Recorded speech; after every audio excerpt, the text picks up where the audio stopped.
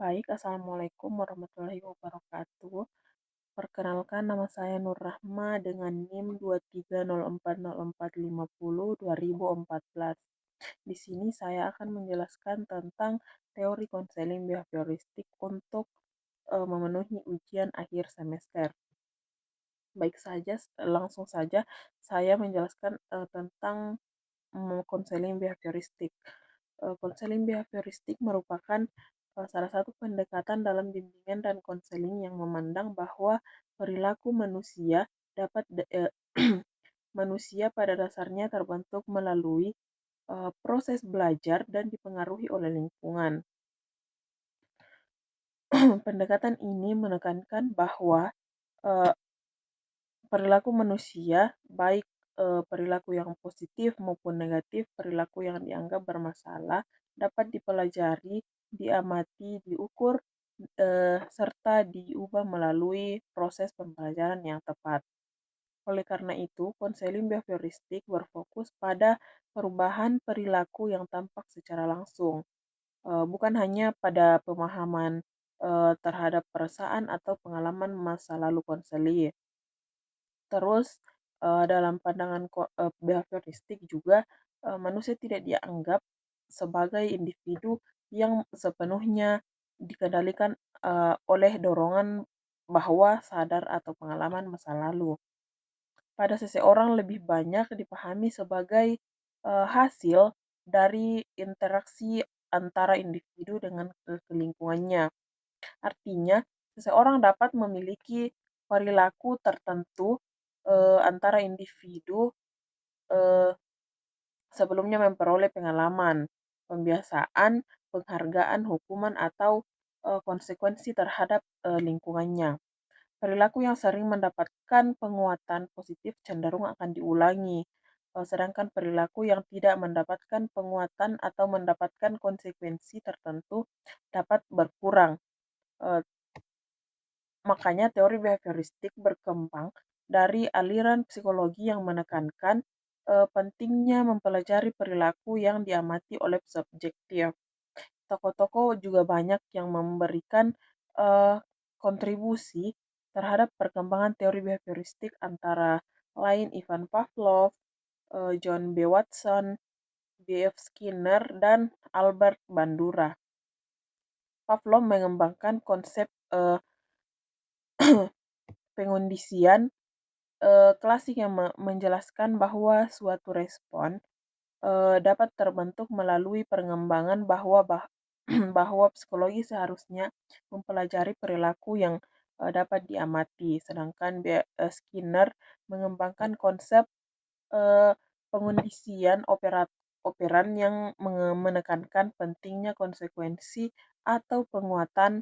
Pengondisian operan menekankan pentingnya konsekuensi atau penguatan terhadap lingkungan, perilaku lingkungan.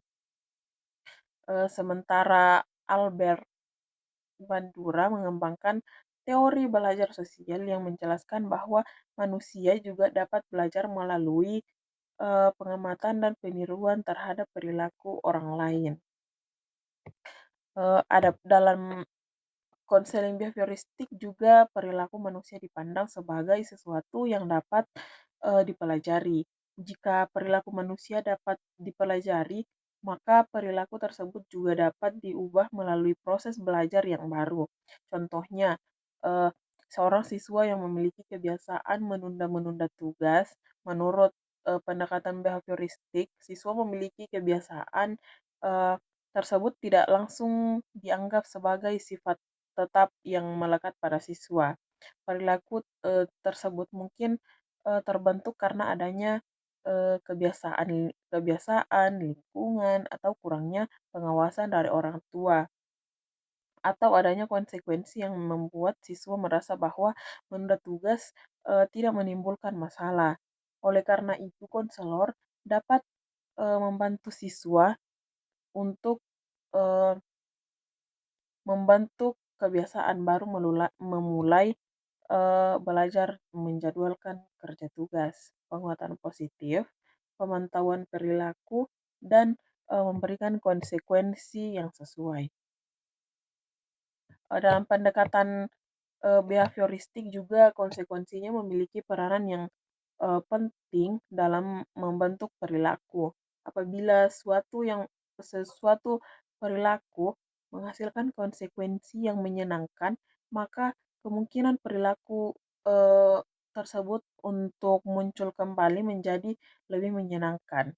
Maka kemungkinan perilaku tersebut untuk muncul kembali menjadi lebih besar. Proses ini dibentuk penguatan penguatan atau reinforcement. Sebaliknya, apabila suatu perilaku ini mendapatkan penguatan atau mendapatkan konsekuensi yang tidak menyenangkan, maka perilaku tersebut dapat berkurang. Namun, dalam penerapan konseling di sekolah, konselor perlu menggunakan strategi yang mendidik dan tidak memberikan hukuman yang dapat merugikan perkembangan psikologis siswa.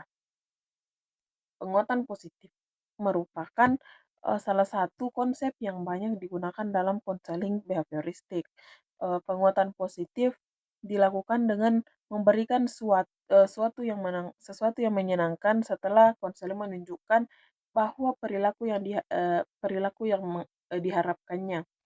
Contohnya seorang siswa yang biasanya tidak mengerjakan tugas mulai mengerjakan dan mengumpulkan dengan tepat waktu. Konselor atau guru dapat memberikan pujian atau reward sebagai tanda penguatan. Penguatan tersebut diharapkan dapat meningkatkan kemungkinan siswa untuk mengulangi perilaku positif tersebut. Sebagai contoh, siswa seorang siswa menggunakan telepon genggam ketika sedang belajar. Eh, Attenden dan kondisi awalnya adalah siswa merasa bosan dan merasa sendirian di kamar. Behavior atau perilaku yang muncul adalah siswa membuka media sosial dan bermain telepon genggam. Konsekuensi atau akibatnya adalah siswa merasa senang untuk uh, sementara waktu, tapi tugas sekolah tidak selesai dan berprestasi, belajarnya menurun. Selanjutnya, behavioristik dapat dipahami sebagai pendekatan konseling yang berfokus pada perubahan perilaku belajar siswa. Mungkin itu saja yang sempat saya sampaikan. Terima kasih.